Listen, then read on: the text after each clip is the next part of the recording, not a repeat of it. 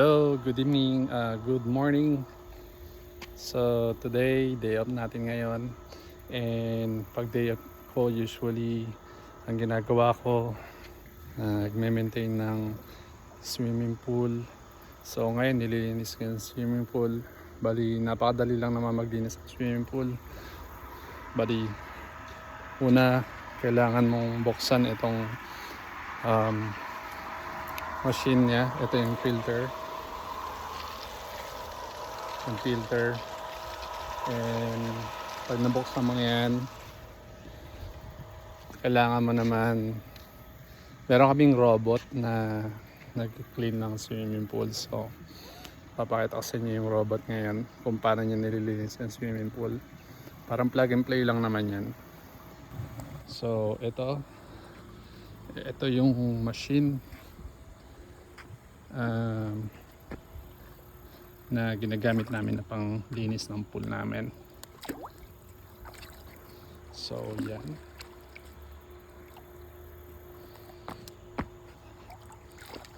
kunin ko siya, kakababa ko lang siya sa kanya kanina. So yan, pwede mo yung hugutin, tibay naman yung kanyang wire.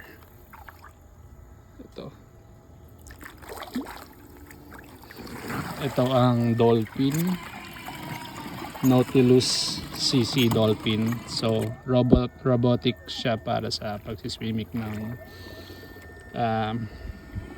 ng floor ng swimming pool. And also kaya niya rin na mag climb dito sa tabi-tabi, katulad niyan. Kaya niyang dalhin yung sarili niya sa tabi ng sa wall ng swimming pool.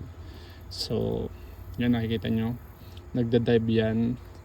And ito nga lang is hindi pa siya wireless, pero yung mga bagong edition nito is wireless na.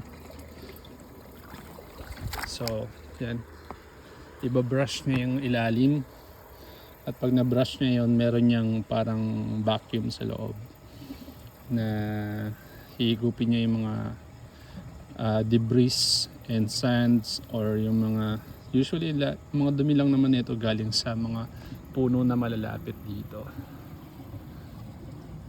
Yan, kasi maraming puno dito tsaka matataas.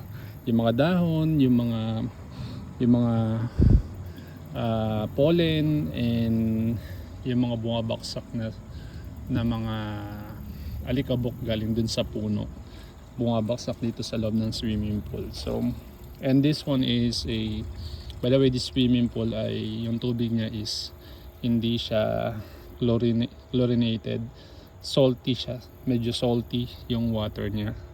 And aside sa mas healthy siya kaysa sa chlorinated na typical type ng swimming pool, mas ma-preserve yung water ng matagal.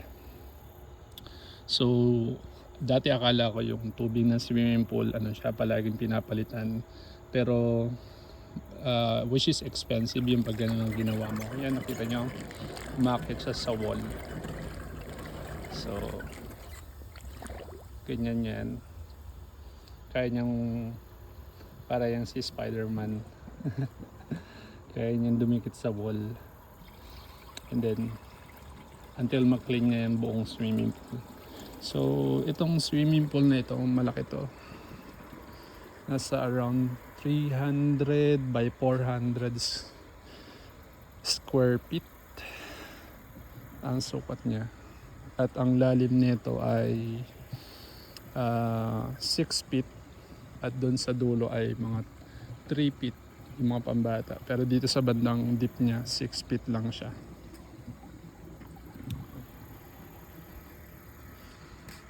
So yan, hindi naman ganun kahirap maglinis ng pool. At kung yung mga malalaking dahon, pwede mo na gamitan na itong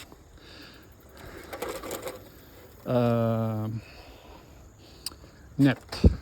So meron ng panghook ng malalaking dahon katulad nito. So kunin natin yung malaking dahon, yan sa ilalim.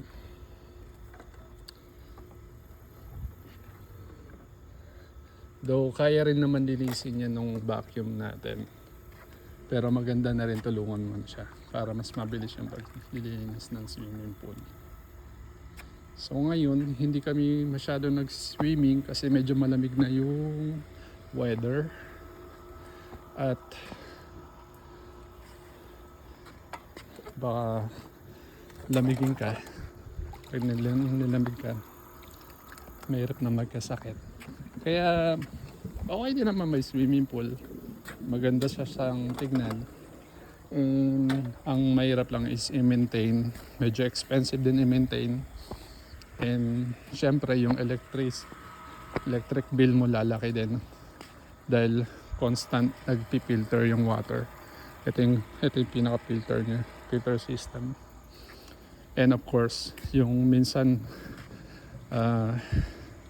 though yung replacement ng water hindi yung constant. Siguro kapag mga major maintenance, like kung sakaling magkaroon ng leak or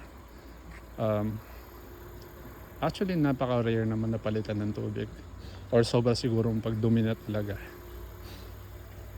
So yan, ganyan lang po ka-easy yung pag-maintain ng swimming pool. At ngayon po ay dinadagdagan ko na rin ng konting tubig kasi mababa na yung level niya. At dito, itong part na to, meron niyang filter.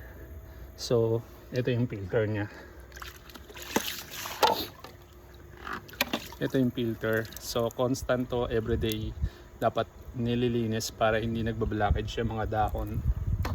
Or kapag hindi naman ganun kadumi, pwede namang hindi araw-araw.